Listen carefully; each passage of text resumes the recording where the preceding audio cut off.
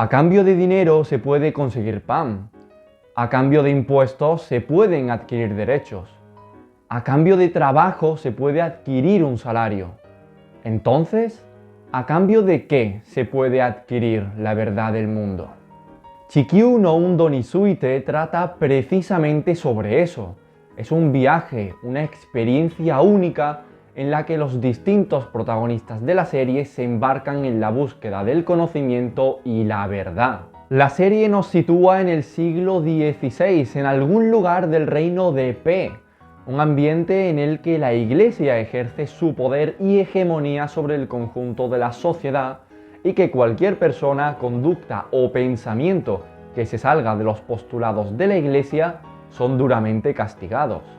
Efectivamente, nos encontramos en la época de la quema de brujas y la caza de herejes contrarios a la Iglesia.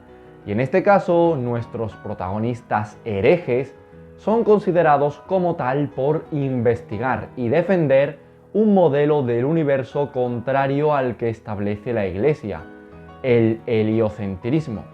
El heliocentrismo es la teoría que defiende que la Tierra no es el centro del universo, como postula el geocentrismo, sino que la Tierra y el resto de planetas se mueven y giran alrededor del Sol. Nuestro primer protagonista de la historia, Rafal, es un chico prodigio que actúa según los postulados de la Iglesia, no porque esté de acuerdo ni mucho menos, sino porque para él es lo más cómodo. Siempre que de cara al público muestre una fachada de niño bueno que sigue el camino de la Iglesia y que va a estudiar teología, en su privacidad puede hacer lo que realmente ama, estudiar astronomía y así saciar su sed de conocimiento. Sin embargo, la vida de Rafal da un giro de 180 grados cuando conoce a un hereje que le habla sobre el heliocentrismo, una teoría que pasa a tener mucho sentido para Rafal y por la que pasaría a jugarse su vida con tal de probarla. Como he dicho al principio, Chi cuenta con diversos protagonistas, en concreto 7, cada uno de ellos con su propia historia, su afán de conocimiento e incluso alguno de los protagonistas es miembro de la Iglesia, por lo que el anime muestra los distintos puntos de vista desde bandos contrarios, pero siempre con total respeto hacia las creencias de cada uno de los personajes. Crean en Dios, sean contrarios a la Iglesia pero creyentes en Dios, o incluso sean personajes ateos.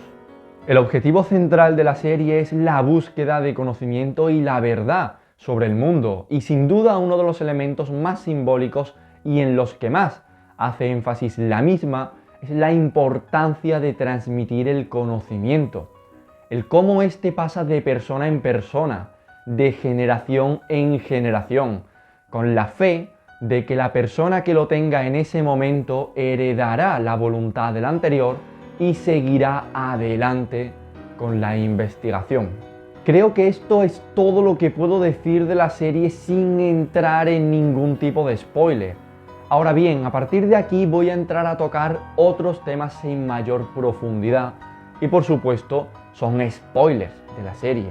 Así que si aún no la has visto o acabado, te recomiendo que dejes aquí el vídeo y lo retomes cuando la hayas acabado. Si este es tu caso, espero que el heliocentrismo haya despertado la curiosidad en ti y le des una oportunidad a este anime. Pero recuerda, dale el 10% de las ganancias a Potocki. Ya lo entenderás. Vale, a partir de ahora no me voy a contener. Este anime es perfecto. De verdad, o sea, ¿cómo puede existir un anime con tal nivel de escritura? No tiene sentido lo bueno que es. Sin ningún tipo de duda es de los mejores animes que he visto en mi vida, de verdad.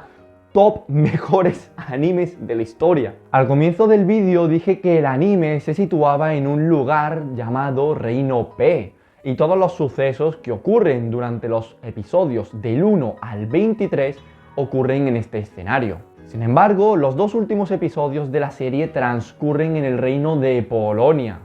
Ahora sí, un lugar real de nuestro mundo. Pero teniendo en cuenta el gran componente histórico con el que cuenta el anime, ¿Por qué hacer una diferenciación entre Reino P y Reino de Polonia para efectivamente darle mayor realismo a este último? La respuesta está en que ese componente histórico que nos presentaba la serie, ese enfrentamiento entre la Iglesia y el heliocentrismo, realmente no sucedió. Cuando se estrenó el anime hubo ciertas críticas al mismo que decían que históricamente la Iglesia no se había dedicado a perseguir, al menos no de forma tan fuerte, al heliocentrismo. Por supuesto, la Iglesia reprimía a los herejes, pero resulta que el heliocentrismo nunca fue considerado una herejía tan grande y perseguida de forma tan fuerte por parte de la Iglesia. Por tanto, los sucesos que ocurren en Chi, en el reino P, es una historia aislada que bien sí podría haberse dado en la realidad, pero no se dio, no existen registros históricos que avalen esa persecución tan fuerte por parte de la Iglesia hacia el heliocentrismo. Pero es eso, es un caso aislado que ocurrió en un pequeño reino en el que la autoridad del mismo se empeñó en castigar a los defensores del heliocentrismo y que para ello contrató a Nowak, un antiguo mercenario, para que se encargara de las ejecuciones. Unas ejecuciones que, por cierto, siempre se hacían de noche y que no dejaban registros públicos, porque, como he dicho antes, no era como tal la Iglesia la que llevaba a cabo esta persecución, sino que esta persecución era llevada a cabo por el capricho de una persona en concreto que formaba parte de la Iglesia. Para muchos fans, el episodio número 23 en el que se desvela todo esto es el mejor de la serie y la verdad que no es para menos. En este vemos cómo Nowak se da cuenta de la realidad, que había sido engañado por el obispo y que le había hecho creer que lo que hacía era correcto, justificándose en Dios, dándose cuenta que él ha sido la única persona en el mundo que había perseguido el heliocentrismo de tal manera, y que sus acciones han llevado incluso a la muerte de su querida hija. Ahora bien, como he dicho antes, los dos últimos episodios transcurren en el reino de Polonia, en lo que ya sí podríamos denominar nuestra realidad. Esto no quiere decir que los sucesos de los episodios anteriores no hayan tenido lugar dentro de la historia del anime, ya que mismamente en el último episodio vemos cómo la carta que envió Kafka finalmente llegó a su destino. Y es también gracias a esto que justamente Albert pasaba por ahí y se interesó en el heliocentrismo. También ha habido mucho revuelo sobre el Rafal que vemos en esos dos últimos episodios. Muchas personas en redes sociales preguntándose cómo es que está vivo, o si de verdad se trataba de un universo alternativo. Pero para mí ese no es Rafal, no es el Rafal que nos presentaron en los 4 primeros episodios, sino que es una persona muy parecida y con el mismo nombre. Pero nuestro Rafal murió defendiendo el heliocentrismo. En los dos últimos episodios sabemos que el escenario es la realidad, no solo por el nombre del reino de Polonia, sino también por el protagonista de estos dos últimos episodios, Albert, que resulta que es un personaje que sí que de verdad existió en nuestro mundo, en nuestra realidad, y que de hecho fue el maestro de Copérnico, la persona que en nuestra realidad se encargó de demostrar la validez del modelo heliocéntrico del universo. Es por ello que creo que el autor de la serie decidió hacer que el maestro de Albert fuera una representación de Rafal, para dejar claro que el único personaje que de verdad es históricamente real en la serie es Albert, y el Rafal que vemos en los últimos episodios es, efectivamente, la representación de la búsqueda del conocimiento a través de cualquier medio. Para este Rafal, el fin justifica los medios.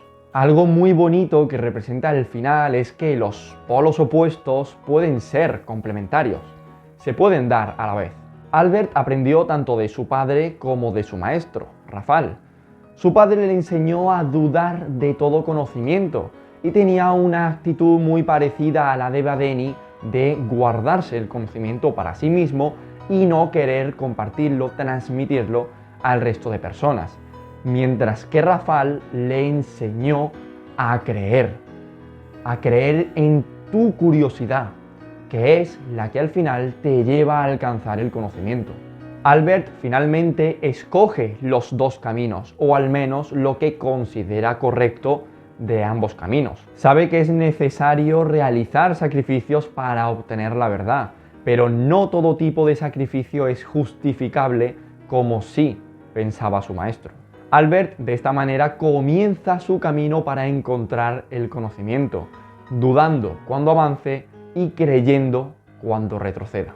Este anime representa a la perfección la búsqueda y la transmisión del conocimiento que va pasando entre personas y que a través del método ensayo-error finalmente se llega a obtener el conocimiento. En este caso, la curiosidad de los considerados herejes fue dando paso a un conocimiento que viajó a través del tiempo por muchas personas, llegando finalmente a la realidad con Nicolás Copérnico.